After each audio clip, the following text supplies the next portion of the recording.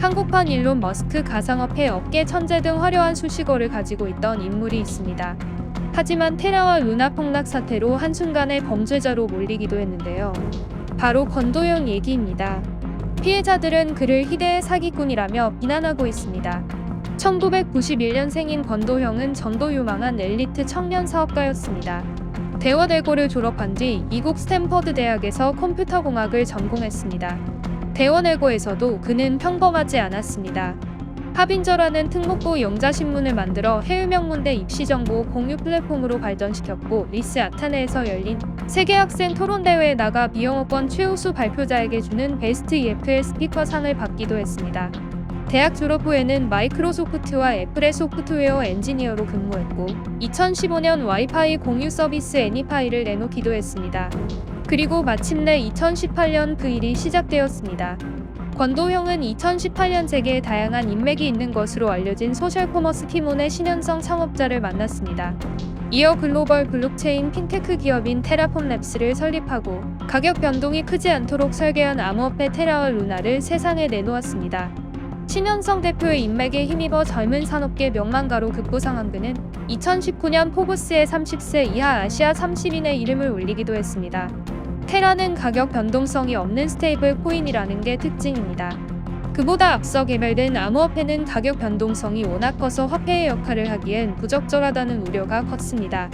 하지만 스테이블 코인은 미국 달러나 유로화 등 법정화폐와 1대1로 가치가 고정되어 있어 기축 통화 역할이 가능하다고 권도형은 주장했습니다. 다른 암호화폐보다 안정적인 것이 특징이라는 설명도 덧붙였습니다. 실제로 테라폼랩스는 테라의 가치 유지를 위해 루나도 시장에 유통했습니다. 1테라가 1달러라는 안전성을 유지하기 위해 자매 코인인 루나를 파는 방식입니다. 예를 들어 1테라 가격이 1달러보다 높다면 투자자들은 1달러 상당의 루나 코인을 사들여 테라와 교환해 차익을 냈습니다. 반대로 테라의 가격이 1달러에 못 미치면 테라를 매입해 1달러 상당의 루나와 교환해 차익을 낼 수 있었습니다. 또한 권도형은 테라의 유동성을 늘리기 위해 테라를 예치하며 연 20% 수준의 이자를 테라로 지급하는 앵커 프로토콜을 도입했습니다. 앵커 프로토콜은 대출도 가능했는데 이자율이 연 12.4%였습니다. 투자자들은 루나를 담보로 테라를 대출받아 앵커 프로토콜에 반복 해치했습니다. 이런 특징 덕분에 테라폼랩스는 대박이 났습니다. 2021년 5월 50억 달러 정도였던 적립금은 1년 후 160억 달러까지 치솟았습니다. 일각에서는 이것이 펀지 사기라고 지적했습니다. 그러자 유명한 명대사가 나왔습니다. 권도형은 가난한 사람과는 토론하지 않겠다라고 선을 그었습니다. 하지만 풍선처럼 부풀었던 테라와 루나는 순식간에 터져버려 이제는 누가 가난한 사람이 될 것인지 걱정해야 하는 처지가 됐습니다. 2022년 4월 한 코인 시장의 큰손이 8,500만 달러어치 테라를 한 번에 팔면서 테라와 루나는 동반 하락했습니다. 그렇다면 권도형의 원칙에 따라 이 가격은 지켜져야 합니다. 하지만 루나 가격이 급락하면서 모두가 내던지는 이른바 패닉셀 현상이 나타났습니다.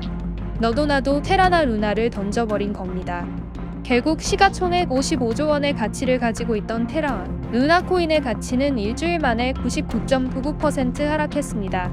한마디로 일순간에 폭풍이 휩쓸고 갔습니다. 이 때문에 작년 5월 세계 코인 시가총액은 257억 원 넘게 증발했고 57조 원에 가까운 손해가 발생했습니다. 관련 코인 대출업체와 거래소 등이 줄줄이 파산했고 한국에서만 20만 명 이상의 피해자가 발생했습니다. 서울남부지검 증권범죄학동수사단은 폭락 사태 직후 투자자들이 권도형을 사기와 유사 수신 혐의 등으로 고소한 사건을 수사하기 시작했습니다. 검찰이 권도형 등을 기소하며 적용한 혐의는 자본시장법 위반입니다. 검찰은 권도형 등이 실제로 공동사업을 수행하지 않으면서 자본시장법상 사기성 부정거래를 저질러 투자자들에게 피해를 줬다고 보고 있습니다. 미국 뉴욕 검찰은 권도형을 증권 사기, 상품 사기, 전신 사기, 시세 조작 등 8개 혐의로 기소했습니다. 테라폼랩스 본사가 있던 싱가포르에서도 800억 원 규모 가상화폐 사기 혐의로 수사하고 있습니다. 그러자 권도형은 수사망을 피해 외국으로 도주했습니다. 한국의 일론 머스크가 국제 도망자 신세로 전락했습니다. 6개월간 싱가포르와 세르비아를 거쳐 몬테네그로까지 흘러갔지만 그의 도주 생활은 여기까지였습니다. 몬테네그로는 경유지였는데 권도형 일행이 코스타리카 위조여권을 이용해 아랍에미리트 두바이로 출국을 시도하는 중 검거된 것입니다. 이 때문에 권도형은 현재 몬테네그로에서 여권 위조 혐의로 기소까지 됐습니다. 권도형이 몬테네그로에서 기소됨에 따라 테라 루나 폭락 사태에 대한 국내 법적 처벌은 늦춰질 가능성이 커졌습니다. 몬테네그로의 사법 절차가 마무리된 이후에나 다른 나라로 신병이 인도될 전망입니다. 국내에서 테라 루나 사태를 수사하는 검찰은 권 대표의 송환을 요청하는 절차를 마쳤습니다. 또한 그의 국내외 재산을 동결하는 절차를 진행 중입니다. 다만 권도형이 국내로 송환되더라도 제대로 된 처벌이 가능할지는 단정 지을 수 없습니다. 우린 아직 암호화폐를 규정하는 법이 없기 때문에 다툼이 치열해질 수도 있습니다. 이 때문에 일각에서는 차라리 그가 미국에 송환되어야 한다는 의견도 나오고 있습니다. 어떤 결과가 나오든 가난한 사람과 토론하지 않겠다라던 그의 발언은 부메랑이 되어 자신에게 날아갈지도 모릅니다. 그러려면 엄정한 수사와 합당한 처벌이 있어야 할 것입니다. 피해자에 대한 정당한 배상을 요구하는 목소리도 그래서 더 묵직하게 들립니다. 권도형의 추락을 보면 결국 그는 한탕주의를 원하는 사람들의 심리적 약점을 이용한 건지도 모릅니다.